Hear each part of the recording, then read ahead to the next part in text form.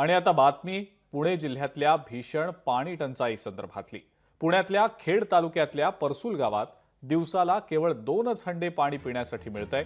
तिसरा हंडा जर भरायचा असेल तर तशी सक्त ताकीद दिली जाते की तिसरा हंडा भरता येणार नाही आणि जर का हा तिसरा हंडा भरला तर चक्क 100 रुपयांचा दंड देखील ठोठावला जातोय। गावात पाणी टंचाईने अक्षरशः कहर केलाय, कारण या ठिकाणी गावातल्या माणसांना तहान भागवण्यासाठी पाणीच नाहीये। जनावरांचे काय हाल होत असतील याचा विचारही न केलेला बरा।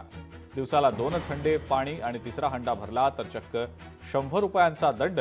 त्यामुळे पाण्यासाठी इथल्या नागरिकांचे मोठे हाल सुरू आहेत। पिढ्यानपिढी ही आमची पाण्याची टंचाई कायमचीच आहे आणि आमच्या सासांची पिढी गेली, परत त्यांच्याही सासांची पिढी गेली आणि आमची पण अर्धी पिढी झाली ही पाण्याच्या टंचाईमुळं।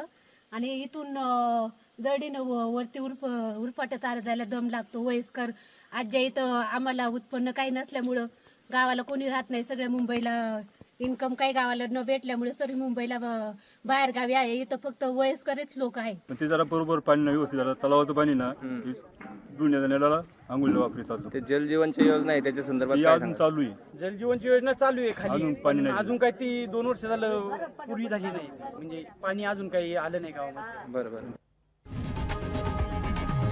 लोकशाही मराठी ऐका, पहा, जागरूक रहा।